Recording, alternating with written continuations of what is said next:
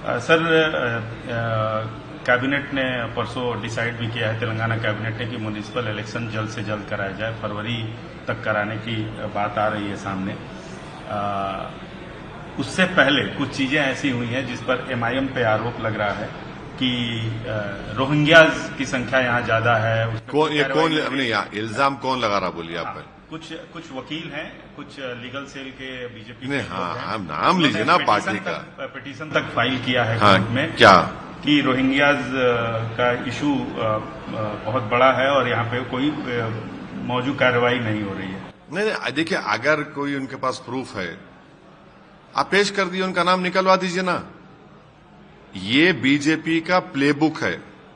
बिहार में जाकर घुसपैठी बोले, कितना फॉर्म 7 डाले, एक फॉर्म 7 नहीं डाले उन्होंने सीमांचल में, और सीमांचल को आपने बदनाम कर दिया या बदनाम करने की कोशिश की वहां जनता को।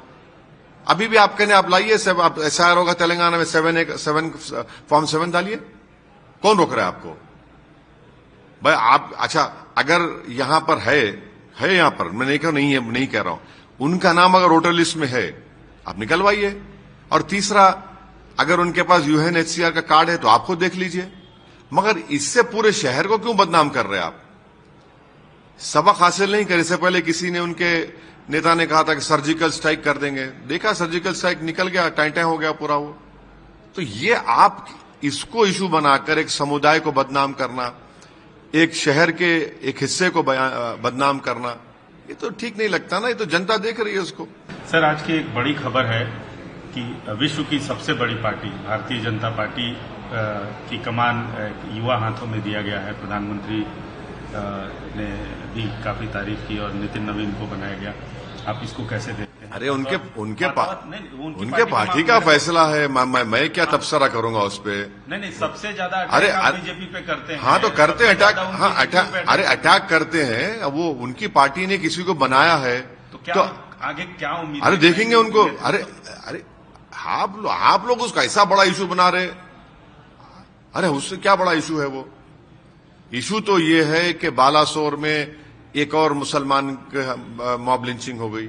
इशू तो ये है कि एक यूपी में एक घर में लोग नमाज पढ़ रहे तो केस बुक कर रहे थे। माने अगर सिर्फ मुसलमान समाज ही नमाज पढ़ता है, दूसरा समाज कुछ भी कर ले, फिक्र नहीं है बीजेपी सरकार को। ये मुद्दा होना चाहिए। बेरोजगारी आसमान पे है। आज फिर प्रधानमंत्री ने बोला है कि आगे हमें हर चुनौती का पूरे समर्थ से सामना करना है। आज देश के सामने सबसे बड़ी चुनौती घुसपैठियों की है। दुनिया के समर्थ में देश भी अपने देश में घुसपैठी है, उनकी जांच कर रहे हैं। 11 साल से बीजेपी की सरकार है। आप इंडिया बांग्लादेश बॉर्डर की फेंसिंग नहीं कर पा रहे हैं। हाँ, आप क्रिकेट, बांग्लादेश की क्रिकेट टीम यहां पर आने से पीछे हट रही है। हमारे बांग्लादेश में इंस्टेबिलिटी हमारे लिए ठीक नहीं है। ट्रंप हमसे कह रहा है कि मोदी जी ने सर और प्लीज कहा। ट्रंप का नुमाइंदा कह रहा है कि मोदी जी फोन नहीं किए इसलिए ट्रेड एग्रीमेंट नहीं हो रहा है।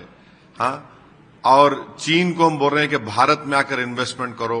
वो चीन जो ऑपरेशन सिंदूर के दौरान पाकिस्तान की पूरी मदद किया, हथियारों से, सैटेलाइट इमेजेस से, पूरे टेक्नोलॉजी दिया, ये इसके बारे में कौन जवाब देगा? दिल्ली में पोल्यूशन उरूज पर है।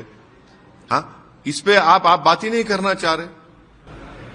सर, एक लोकल इशू है।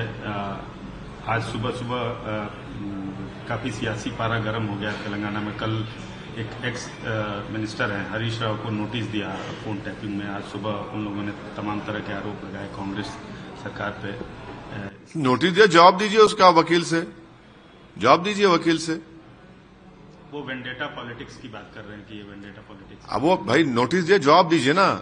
आप वकील से जवाब दे दीजिए उसको। आपके समझ नहीं, नोटिस नहीं, नोटिस क्या है वो ये तो बोलिए।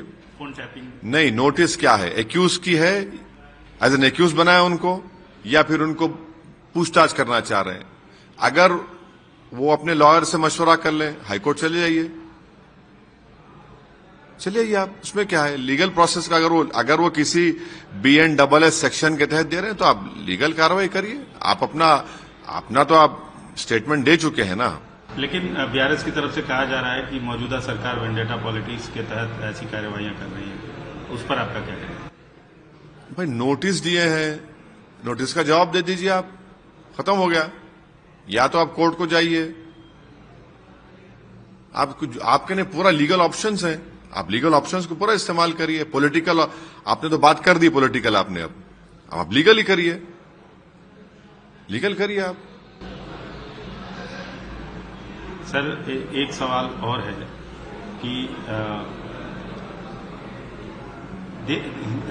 विश्व की सबसे बड़ी पार्टी में नेतृत्व यूथ को दिया जा रहा है, आपकी पार्टी में भी नेतृत्व यूथ में? हर जगह यूथ ही है भाई। देखिए, आप बीजेपी पार्टी की बात कर रहे हैं, भारत देश पूरे विश्व में एक ही देश है जिसका डेमोग्राफिक डिविडेंड जो इसको बोलते हैं, जिस देश की 60% आबादी 40 साल से कम उम्र नौजवानों पर मुश्तमिल है।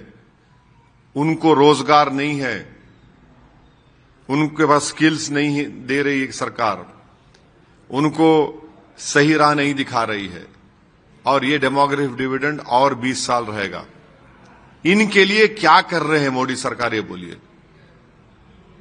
आप देख लीजिए, आपकी पार्टी के लिए आप जो है कर रहे हैं, मगर वो जो देश का नौजवान जो 40 साल से कम उम्र है, अरे भाई 18 साल से लेकर 30 साल के दरमियान में 50% की आबादी है इस देश में, 133 करोड़ का देश।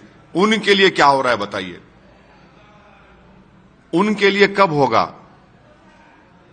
क्योंकि वो हम उस देश का, वही तबका, वही लोग हमारे देश का फ्यूचर है। उन्हीं के कंधों पर भारत का अच्छा मुस्तकबिल बन सकता है, मगर आप उनके बारे में सोच ही नहीं रहे हैं। उनके बारे में क्या हो रहा बता दीजिए देश को।